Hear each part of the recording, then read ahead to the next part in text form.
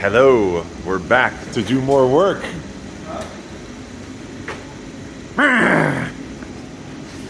All right, so for today, we're going to get the CVs back attached, and parts that I ordered came for like the intake and stuff like that. So we'll crack some boxes and see what's going on. And it's one of those days.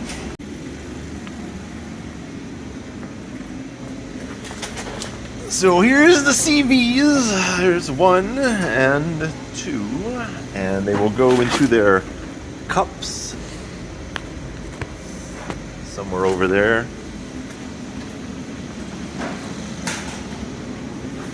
And that one back there. And what we've found works really well is these like to work themselves loose, but we got lock washers.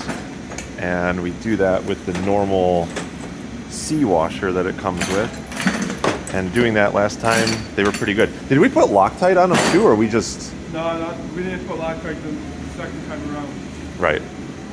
So that alone works. So if you ever have problems with like the CV bolts coming loose, just use the lock washer as part of your putting it back together, and that will work really well. In the wheel a little? Yeah. It's not a one-hand operation. All right, so we're getting there's no light. The phone has a light.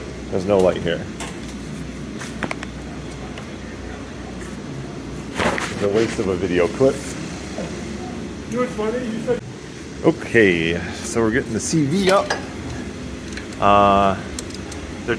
How many are there?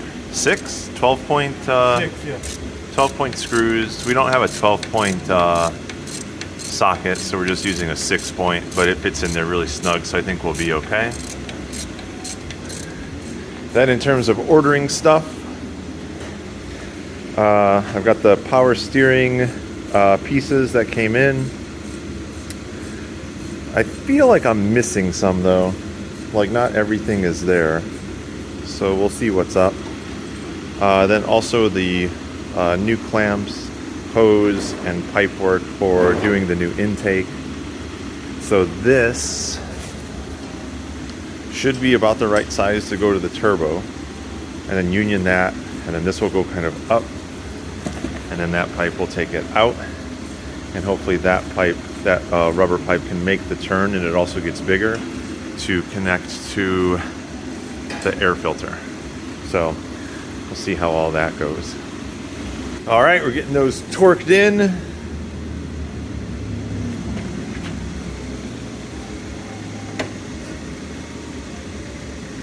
And the torque for that is bolt number 12, 52 foot-pounds. You need to hit the brake. Okay, so we have the CV mounted up and torqued in. 6 nuts, 12 point. Torque was something like 53 foot-pounds. Then we did... I did. Oh, okay. He did. The control arm, 3 bolts, 55 foot-pounds for these. This is how you get some camber out of it, because these holes are slotted, so make sure that somebody's pulling it this way while the other person's tightening it. But that's all good now. The toe link we did, which is 33 foot-pounds with a locking nut, like one of those nylon locking nuts, so that's all good. And then for the sway bar, you're supposed to do this with the weight on the car, so we just lined this up. But so we don't forget, we made a little note. And what? the tie rod. I said that already. No, you did. Yeah, 33 pounds with a locking nut. Tie rod. Check the tape. No, you said the sway bar. I mean, you said the lower control arm was locking. When you watch this, you're gonna feel silly. No, because I know I'm wrong. Ah, yeah. I won't feel silly. I already know I'm wrong. Argue with you. And then also, while Nick was doing that, I tested putting the high pressure line into the fitting, which was a lot easier than I thought it would be. I didn't record it, but that went pretty good. So then, not all the parts came yet, but this will basically kind of run back there to those bolts. So are you to gonna run those, it on top here, or are you gonna run it through? Like, probably on the bottom. Like yeah. like that way. Maybe make a little clip for it so it holds it. But that will replace all of that hosing and stuff that used to be there. So the line will go in, waiting for the other piece, but we'll be able to tighten it to that. There's a two-way check valve, which I thought was plastic, but it might actually be metal, so that might still be okay to use. And then a return line, and then I'll have to buy an inline kind of finned aluminum cooler. The reservoir sits here. Reuse the current supply line for the pump, and then I think all good to go. So that's where we're at so far. All right, so we got that bottom stuff done. It's the next day. I'm kind of back by myself thinking through some of the power steering a little bit. So anyway, I was just thinking, I didn't show this on video, but this was the first AN fitting that I've ever done, and it was surprisingly easy. So really all I did was just took the fresh end that was already cut on that far side, got the fitting, which I have another, had another one laying around. Let me unscrew this really quick and I can show you. But this other piece will become pertinent in a moment. So let me just unscrew this really quick. Some awesome one-handed camera work. We'll wait for it. There's a million threads. Okay.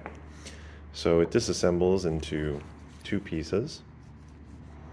And the one that I did there is just a 90 degree, whereas this is 120 degree, but all the same. So this end is threaded, but it's reverse threaded. So what you're gonna wanna do is start it on here, make sure it's really flush, tap it in a little bit. I just kind of held it and then hit it against an anvil, and then just started turning what would normally be loosening, but that'll start to drive it down and in. You'll be able to see inside there, so just make sure that it properly seats all the way. And then after that's done, I took the end that's going to go inside, and I took a little bit of Harbor Freight Special Super Lube, added that to the tip and the threads. Now imagine that the hose is in there, and then just got that started, and then seated, and then started screwing it in. Now, a lot of the videos, and there's far better YouTube videos than I've just done on this that you should go watch. But what I've read is that it's very common that you think you've got it, and it's not gonna pull in, and you start turning it, and you just strip the threads right away. So what I did is I pushed really hard, and then because the threads were lubricated, I started spinning, and if I felt any resistance, I would have backed out, but it felt perfect, like right off the bat. And then went in and was fine. So I don't have any fancy AN wrenches. Personally, since this is my first foray into it, I kind of don't care if I scratch them up. This isn't a show car, as you can already tell by all these videos. It's just more about getting it done. So I just use a normal adjustable crescent wrench and a vise to hold one end while I tighten the other down. I didn't quite get all the way down as it was starting to really tighten up. I'm wondering if I should just play it cool for now, and then we'll kind of see how it goes. And if it leaks, like, I'm going to be able to fix it.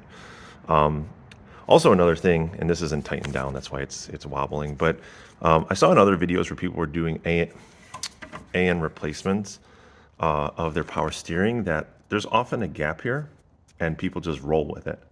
So I'm going to assume this is okay. I'm going to tighten it down as much as I can if I haven't already. Just make sure it's torqued. I might put two washers there just in case, just for it to kind of have something to kind of crush up against, but we'll see. So that's done, and now we have this end of line that basically is going to somehow, some way find its way down here and then connect to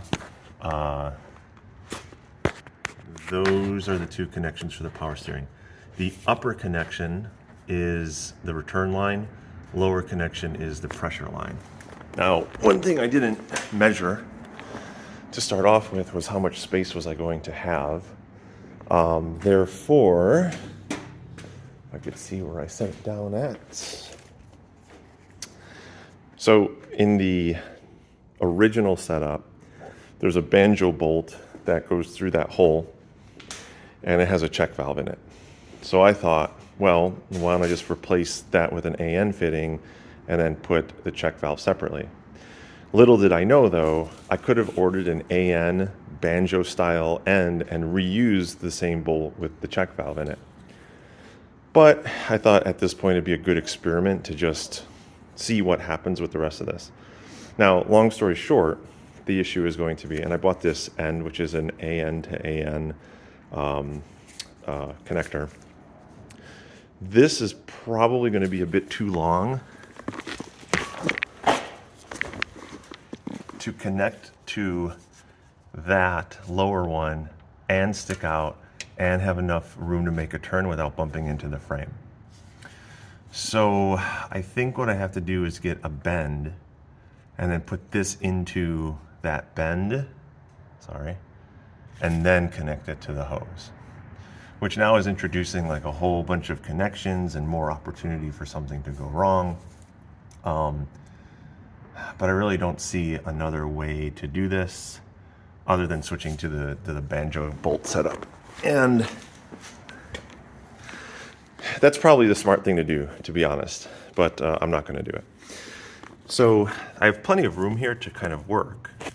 So what I'm thinking is if, I can get an AN to AN 90 degree, this will just be here, or even a 45 degree, honestly. I think either or will be more than enough room. And then this line can kind of run up through there, and it'll basically, the hose will more or less come right here and then connect in. And I think we're all good there. And then on the high bolt, or the high fitting on the power steering, and I'm just going to start screwing this back together. Okay. All right. Just get that started so I don't lose them. But this will be able to sit on the high side, and this one basically is 120 degrees back the other way. So then I can run the line high or low, whatever I want to do. Back behind the engine, like the original setup does. So the original setup takes it from that top mount, runs it to the frame out front as kind of a cooling loop, then runs it back, then through all of that insulated covered hose because it's going to be next to the exhaust, and then back into the power steering reservoir. That side of it. So we could basically do the same thing. The only thing I'm going to have to introduce somewhere is a cooler. And what I'm thinking about doing is getting a aluminum finned single loop, or just in and out in a straight line cooler, and then putting that somewhere. The thing though is I don't know exactly where to put it in the back of the car, where it's going to actually get some cooling, because the exhaust and everything is going to be around it. So that's going to become a little bit tricky. I really don't want to run the line back to the front to cool it, to go back, to come back up into the reservoir. Now you may say, well, why don't you just put the whole thing back the way it was? Like, why even bother doing any of this work? The reasoning is this is the hard line for the pressure side, and you can see that doesn't look all that great. But the pain in the ass is that since a lot of the brackets and emission stuff is gone, a lot of this all just kind of like tied together. And so really there's nothing here anymore to hold it, like the secondary air pump bracket and the air conditioning bracket and all the shit that kind of, pardon my French, but all the stuff that would hold that in one place is now gone. So this just flops, and I have to zip tie it, and then if I hit a cone, it snags it. So that's kind of why I don't want to fuss with it. Now, in theory, I could put the bolt back in there and just run it back one time, but it's the same problem. That loop is going to come to the front of the car. So this is why I'm going through all of the headache to do this. And the original reason why any of this even came to be in the first place was the power steering went out. And when the power steering went out, I thought, oh, well, why don't I replace it with an electric power steering rack? So I fished one off of another TT, but what I found is that the subframe needs to have a cup in it to receive the power steering. The newer TTs have a cup where the electric motor sits. This one doesn't. So per the rules, yes, I could use the other Audi TT, the power steering rack, the electric rack, but the problem is that it won't mount to the subframe, which means I'd have to replace the subframe. I can do that, but if I replace the subframe, it's different connections to the A-arms. So now it becomes a whole thing that one bolt being not off will make the whole thing not work, because I'm not allowed to put new holes in the car for different mounting. It has to bolt kind of right up to the same place. So this is why I had the whole thing out and apart anyway. And then I've just been, that's probably the most aggravating thing of the whole car. And I know that sounds crazy, but that stuff hanging and dangling just pisses me off to no end. So I think it's worth doing this. I'm just going to have to find where does that cooler go, and I'm going to try to find the shortest one I can, and hopefully it gets some level of cooling. And it's not ideal, but it's not bad. Now another idea would be, well, could we take this line, cut it, put the cooler here, and then run it to the pressure side? On paper, yes, but all of the coolers that I've read so far aren't allowed or won't accept the pressure that's coming out of this. So it's just going to be cheap aluminum tubing that's just going to probably burst if you try running this type of pressure through it. So the pressure and line coming out of the pump has to be a continuous line into the power steering, no questions asked. It's what do we do when it comes back out? Again, when it comes back out, we could just come to the front, run the cooler, and then go right back up to the reservoir.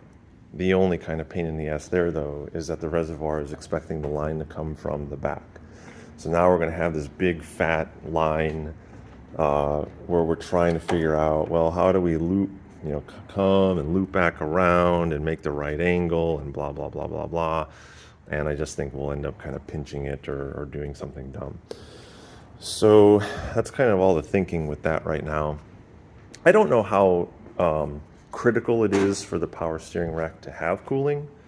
I mean, obviously the cooling that it's running through is just more distance to get it a little bit cooled off, but it's not like it's through a proper radiator, and it's not like there's a fan blowing on it or anything like that.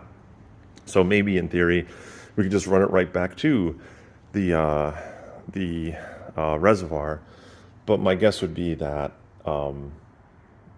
there's probably some temperature consideration there that we have to worry about. Now, another option is we have this feed line. So this would go into the power steering and goes back down into the pump. Maybe we can cut this line, since it's low pressure anyway, run it through the radiator, and then go in. And that might work because it's just, in a way, I mean, I guess not exactly, but in a way it's a gravity-fed line. And in that case, I do have something sitting about that might work for this, which is this cooler.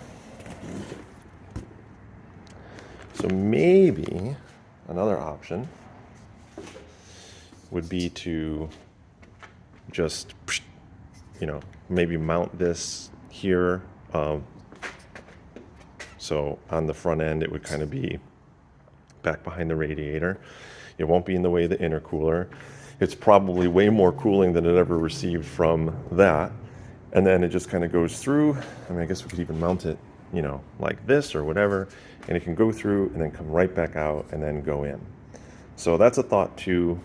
The only hesitancy I have with that is this is a very specific line, as we could see. Now it's just held on with kind of like a radiator style, clip here. So I don't think that's anything crazy. I'm not sure how it goes into the housing here, if it's like bolted in or what's going on. But if we cut this and it doesn't work, then it becomes a whole thing. So I want to be a little bit careful about that. And then also we could see that the diameter of this hose is way too big for this. So now what we'd have to do is like downsize this, and then maybe it's going to affect the feed of how much fluid it's getting, and it probably needs to take in more fluid. I'm thinking about what I'm going to say, and this sounds stupid, but I don't mean it in the way it's going to sound. I think it needs more fluid coming in and being at the pump than what's coming out. And I know it's 1-to-1 in a way, but like we wouldn't want any cavitation. We wouldn't want it to ever starve. So it always has to have more than enough to be pumping, and then the restriction is really like what comes out of it. If we have to restrict for cooling, that may not be great. So I kind of am not sure exactly what we're going to do here, but we'll figure it out. So let me set this back down and then talk at you about something else. So yesterday, when my friend was here and we were taking a look at the turbo outlet, which is right there, and I was saying how I want to get rid of this thing, which has a billion things coming off of it, but that bottom to my left, that's what hooks up to the turbo. The big mouth hooks up to the air filter. So I want to get rid of all of that mess, because as you can see, one of these we don't even use, and our clever idea was to use a lug nut to cap it off. But it's just janky as hell. And here we have a manual boost controller. Well, now we have the MAC valve. The MAC valve doesn't have to return back into this. We have a blow-off valve. Why blow it off back into the intake? We don't have a mass airflow sensor. We have a standalone, unlike the stock setup where the computer would have measured this air already and is anticipating that coming back in. In our case, that's not true. So why blow turbocharged hot air back into the intake? We'll vent that to atmosphere. This line is for the catch can. Let's just vent the catch can to the atmosphere rather than having suction applied to it. Maybe I'll change my mind on that one. That's the one where I'm kind of like 50-50 on. But anyway, what my plan was going to be was to take this elbow that I ordered from Vibrant Performance. And I'm not saying that as like plugs for companies hoping I get sponsored. It's more just because I never know companies that make stuff. And then I discover it and I'm like, oh, why didn't I know about this thing like 5 years ago? So I'm just saying so you know. It's not a plug. Nobody's paying any money. I don't want any money. Anyway, so my idea was this is about the same diameter as the turbo. So putting that to the turbo and then running that up. And then from there, we have a line that would, more or less be like this. And of course, everything has to be cut, but I'm just giving you kind of the example. And then here we would have a 45-degree elbow. And then this would go to the air filter, which, just so you can visualize what's going on,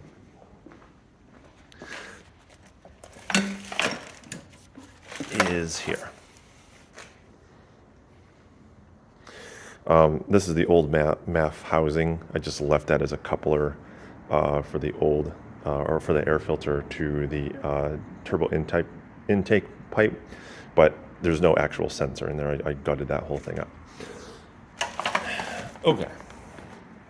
So I was talking to my friend about all that, and he actually had a pretty good idea, because I was like, ooh, like we're gonna have to cut. So this will not fit right now because there's some sensors underneath the master cylinder, and so there's no way for this to get in, which I kind of expected. So I'm like, okay, well, we'll cut this short. But if we cut it too short, there may not be enough room for the union to be here. And the way I was going to make the union was to take this extra turbo intake pipe I have, cut it about here, clamp one side to the turbo, one side to this pipe.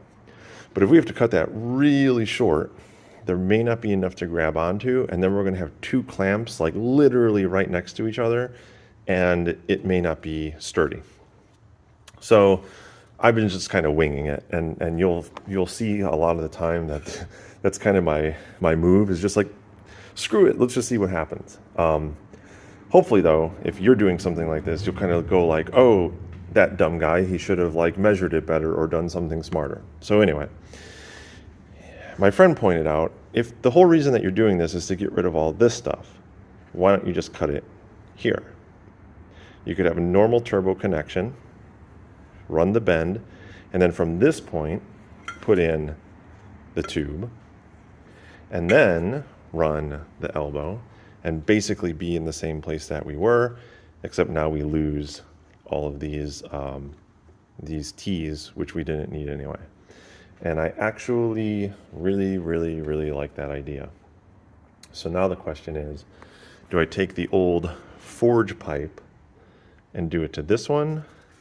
Or do I take this new Autobahn one that I have and do it to this one? And I'm kind of the mind to do it to that one, just because that one has been in the car, it works, there's no issues with it. So why not do a fresh start with this one? The only thing I was wondering is if this opening becomes more than 2 inches, because it kind of seems to fatten up a little bit. But I guess I can do it, you know, I can do it here first and then try to put the pipe in, and if it's not snug, just keep working the cuts back until that's good. So I really like that idea. I think that's going to be the move. If it doesn't work, I'll still have this as a piece, so I can cut here and then do my original idea and shorten this up. But now I think we won't need this this tube. Or maybe we will at the top for like some reason to just get some angle out of it or whatever. But that's pretty good. I'm really happy with that. So I think that's what I'm going to give a shot for today, is getting this cut, getting that mounted in, and seeing if like theoretically this whole thing will kind of do its thing. So I'll get to work on that.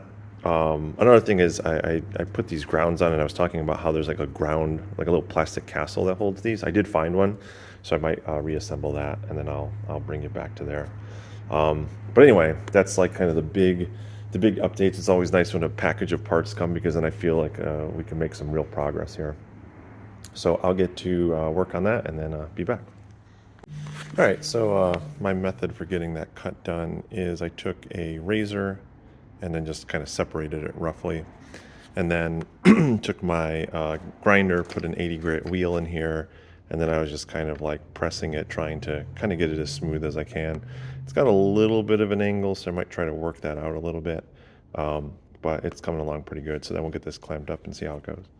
All right, so I made some progress here. Got it cut and smoothed, and then got it onto the turbo.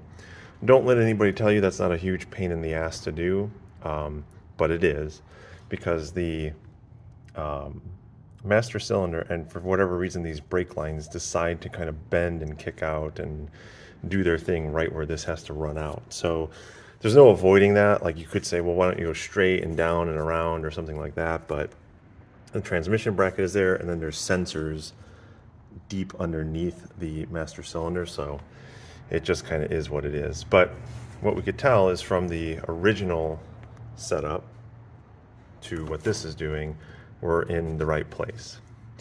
So now we can see though that this just runs like kind of directly into the engine and the wiring and all of that stuff. So the straight tube obviously won't work here now. What do I do with that? It's right here. So we could kind of maybe get some twist and get that to kind of seat in there perhaps, but really it's going to kink it a little bit, because you can see that the tube wants to go this way, and the metal pipe, because of everything in the way, more or less is going to want to go kind of that way a little bit. Okay, so one thing we could do is put a bend in this pipe kind of early on, right about here, and maybe a 30 or 45 degree turn. Another possibility is taking this elbow, and again, maybe we'd have to kind of trim it up somehow, but we can come back out of here and then turn it. I don't love this because you have two 90-degree bends then, which even the first bend is even more than 90 degrees. It's probably like 120 or something like that. So maybe bending the longer pipe would be the right way to go. And we could see that the end orientation of all this being here, so imagine, you know, this mouth is here, but more like that, is we'll need the air filter to kind of mate to this around here. So there's the turn that we need to make, which more or less this does that as well. Gradually it kind of kicks back and then starts to push back the other way. And if this was oriented correctly, we can almost see it's kind of like a Z, or I guess an S in this case, of going back and then kind of turning the corner. So maybe if we put, you know, a bend in this that starts kind of right away down here at the root,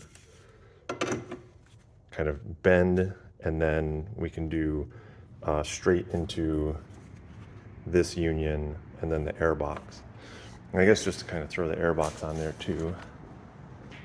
And this air box like doesn't, of course this was made for like an OEM setup, just kind of replacing the air box that was in there.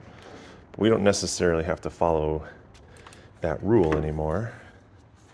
But where this used to sit was right about, it would go into that hole right there. So this is the turn that we're more or less trying to make currently. And it is more or less kind of like a 90-degree turn up into this. So we do have options. I mean, we can move it would be better for airflow if we can get this further away. And there's really nothing, the battery used to sit here, but that's not the case anymore. We're just gonna have that positive fuse panel kind of here somewhere. So, and we have the wiring. So even if we had to, we could take all this wiring and move it here, or kind of sit it down here if we needed a better place for the air filter. Of course, the headlights are also going to take up, you know, a lot of this space in here. But, you know, maybe we get rid of this metal panel that it's affixed to, and this, which it screws onto, I think is a separate piece if I remember correctly.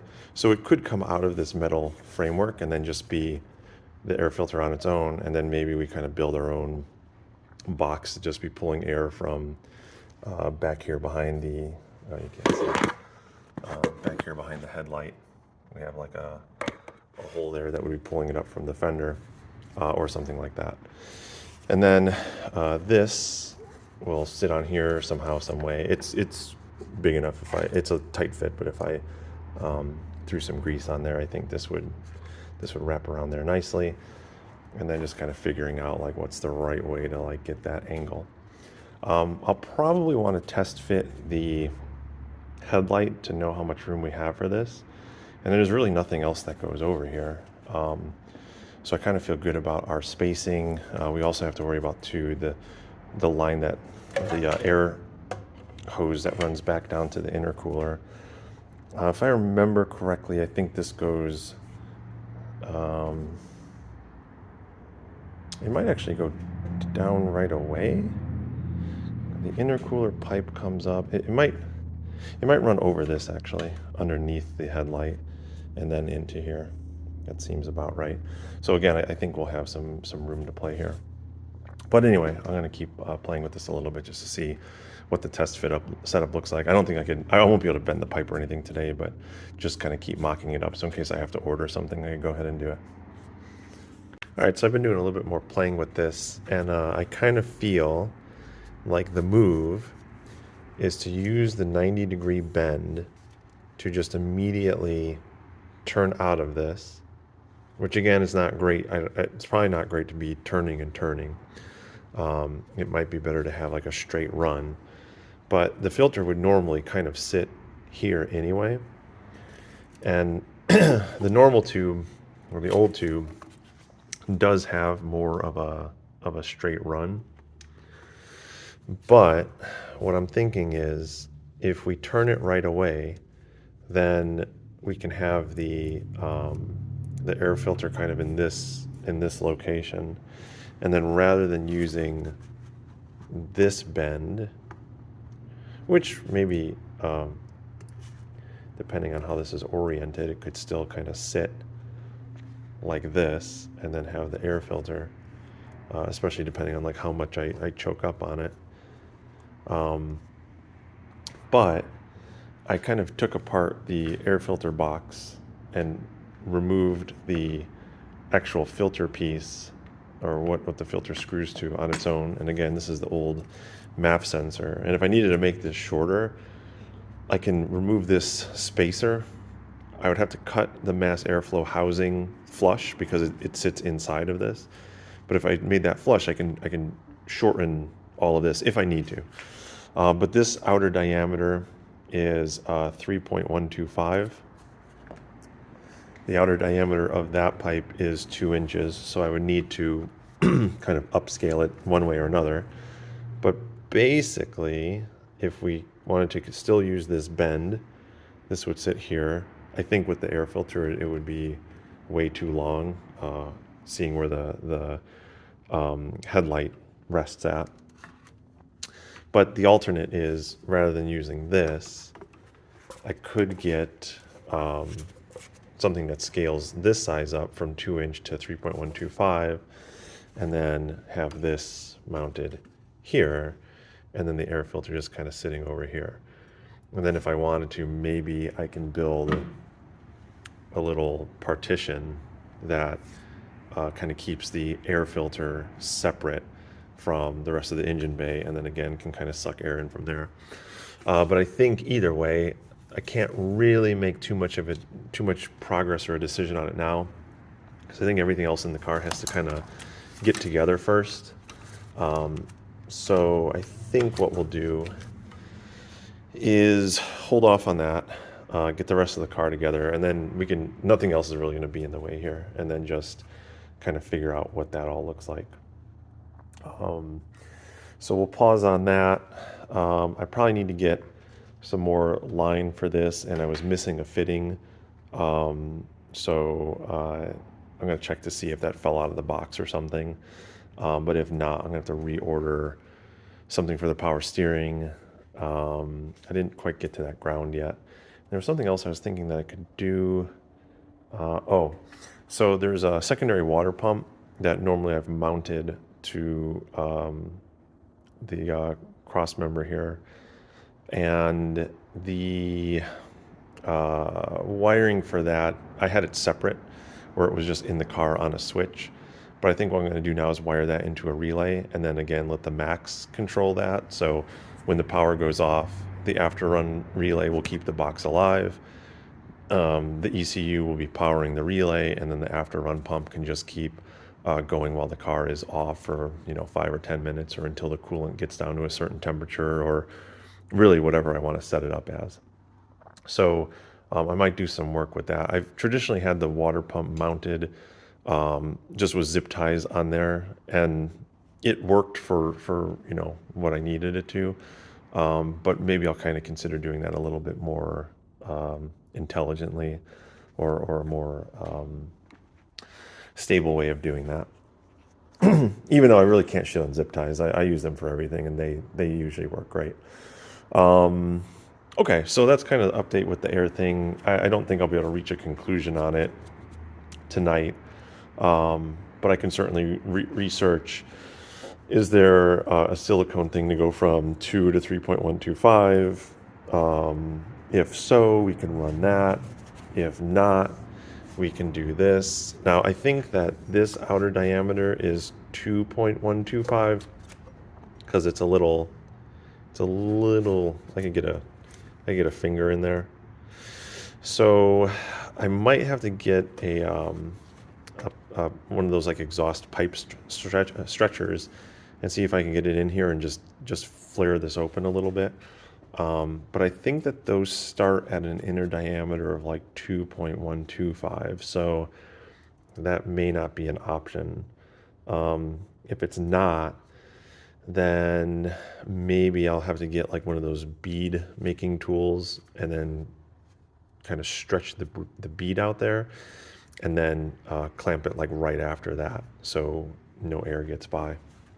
And even if it does, I mean, it's not, there's no measurement of any of this by the ECU. So if there was an air leak here, other than it being unfiltered air, it's not gonna hurt anything.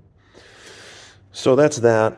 Since I have the catch can, which was originally mounted to that plate, since it's not going to be getting not vacuum, but the suction from the intake anymore, I think what I want to do is move where that's mounted to somewhere down there. But I also kind of feel like this is one of those things to not do exactly quite yet until some more of this stuff comes together. But that will just be running a hose from here, the intake manifold, down to wherever the catch can is going to be, and then also the PCV valve is where that red rag is, which you can kind of see, and there goes my coffee. So that just kind of does a 90-degree and then runs this way. So I think I could take both of those, tee them together before they kind of ran up here to the catch can and then whatever. But I think I would like it low, so this way if I ever have to drain the catch can, it's at the bottom of the car and not on top of all this wiring, which is kind of how it used to be. And it would be a real pain to like get a cup under there or something to catch it. So anyway, I think that's kind of it for the day then. Maybe I'll do a little bit more, but I think that's the weekend so far for this. So I'll come back if there's anything else and let you know. All right, all right, one last little bit that I did before calling it a day is I put the PCV elbow in. It's just a plastic piece that has a 90-degree bend.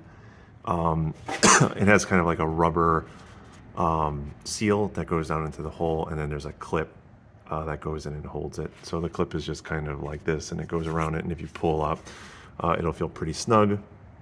Then this runs to, I had bought like a kind of general PCV hose kit a while back.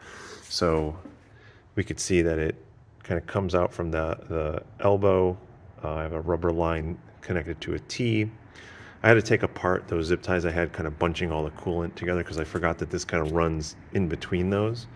But that T then runs up to the intake manifold and then elbows down. And then normally I would have had that plate here with the catch can, and then that hose would have come up, and then the other outbound of that would have gone to the turbo intake pipe. Now that we don't need any of that, I have to figure out where to mount the catch can, and this is another one of those scenarios where I think I need the car a little bit more together. I was going to put it on these two studs right here, which would have been perfect, and I was mounting it up, and I'm like, oh yeah, this is great. And then I realized that the hydraulic clutch line wasn't hooked up yet, so I'm like, well, let me hook that up just to make sure this will clear. And that line takes up all the prime real estate of where I could have mounted the catch can here and then had been able to empty it, right out the front of the car. So that sucks. But now I have a couple other ideas of where it could go, but I don't want to like start drilling into the frame to mock something up only to realize, the cross member goes there or something stupid. So I think we'll just get it together a little bit more before doing that. I'll have to re-zip tie up the coolant lines here, but I forgot that having this here kind of shifts it a little bit, so it's getting it a little bit out of the way of the shifter where it was rubbing, but it's still touching the line, so I really want to pull those kind of up and out of the way. You can't really see it in the video, but in some of the previous videos I was showing how that rubs and kind of touches there. So we'll get that straightened up. Again, I'm pretty happy with how this is going to come along. I think we'll just have the air filter kind of in this general location, but it's enough that if the car is together, there'll be plenty of room to kind of figure out what we're going to do here. And then just waiting on the new mount that's going to sit here, new motor mount, because I'm pretty sure this bolt is stripping out. So we'll get that in. Then we can get the fuel lines, basically coolant, everything goes together. That's the hang up right now. So we're pretty close. Have to figure out the cooling for the power steering is like a last bit. there might be even be a world where I kind of hook it up without the cooling loop just to like get it started and running, and then kind of come back and tackle that as a next thing before the first event. So anyway, I think I'll call it a day there, but thanks for watching.